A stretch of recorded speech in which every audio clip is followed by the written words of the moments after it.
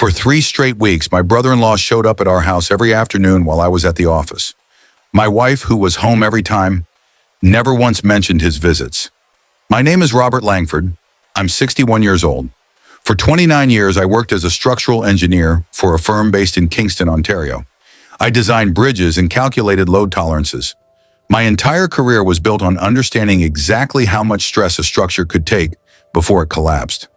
Yet I never once turned that same analytical eye on my own family. That was my first mistake, and it nearly cost me everything. My wife, Susan, was 60 when this began. We had been married for 36 years. She was a retired elementary school teacher, an avid gardener, and the kind of woman who saved every card and drawing our children ever gave her in a box under the bed. She was never dramatic, so when she told me in late September that she'd been feeling dizzy, that her appetite had vanished, and that she was waking up at 2 in the morning with her heart racing, I told her it was probably just stress.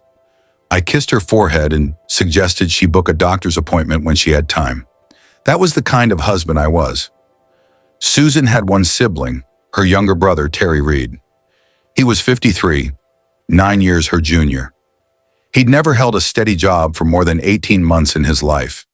He was charming in that effortless way people are when they've never truly been held accountable. Easy smile, big laugh. Always the first to offer help, never the first to follow through. Our family owned a cottage on Muskoka Lake that Susan had inherited from her parents 11 years earlier. At the time, it was worth roughly $850,000. Terry had been making comments about that cottage since the day it became hers. Little jokes that weren't really jokes.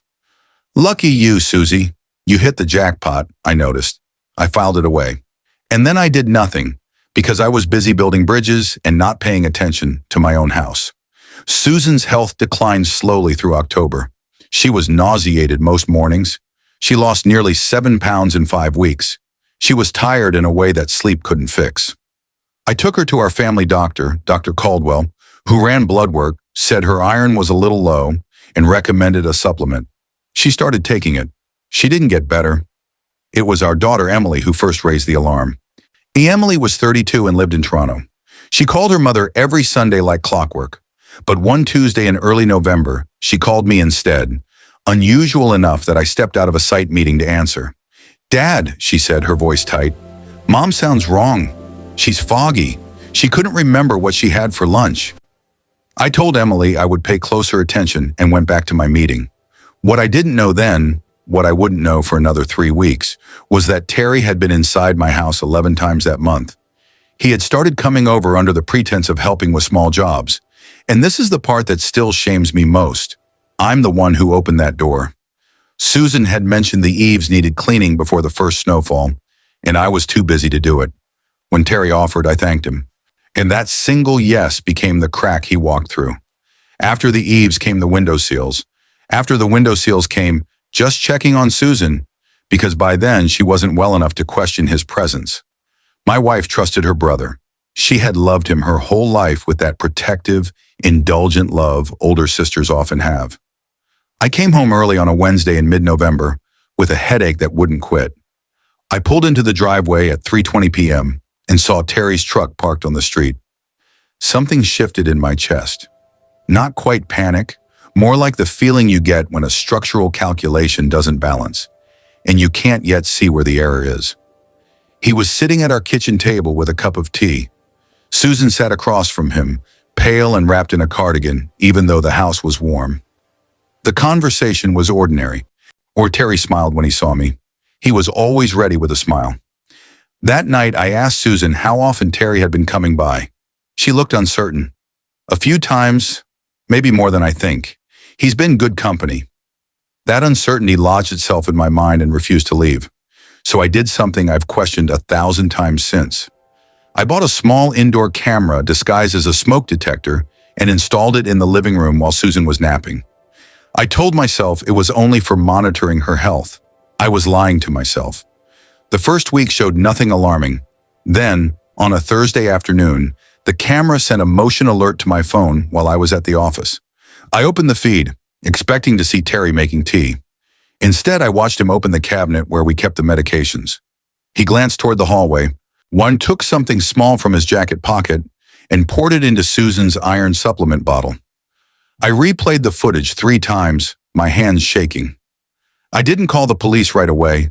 I just sat in my car for 11 minutes, trying to rewrite what I had just seen into something that made sense. Then I called Susan and told her, "Do not take any more supplements until I get home." I drove home, picked up the bottle, bagged it, and only then did I call my daughter. Emily's exact words were, "Dad, call the police, right now."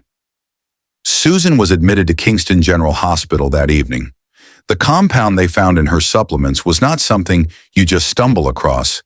It had been added in concentrations designed to cause progressive neurological damage over months, slow enough to look like natural decline.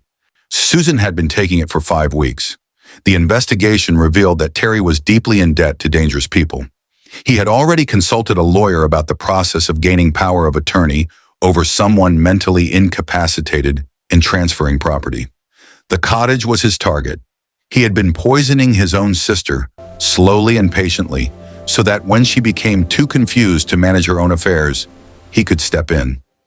All of it would have worked if I hadn't installed that camera. Susan spent 4 days in the hospital. The damage was real, but thankfully not permanent. Her balance and mental clarity took months to fully recover, but by the spring she was mostly herself again. Terry was charged with administering a noxious substance, criminal harassment, and attempted fraud. He changed his plea 14 months later and was sentenced. I still carry the guilt of those 9 weeks. I saw my wife losing weight and told myself it was the low iron. I saw her growing confused and told myself she was just tired. I had spent 3 decades catching microscopic errors in bridge designs, but I missed every single warning sign in the woman I loved most. The structures we inspect least carefully are often the ones made of blood and decades of shared history. And sometimes someone is counting on exactly that. So if someone you love is declining and something feels wrong, push. Ask the harder questions, book the second opinion, install the camera, make the call that feels excessive. The cost of being wrong is a little embarrassing. The cost of being right and staying silent is a weight you don't want to carry for the rest of your life. I'm trying to be the man now who should have been paying attention from the beginning.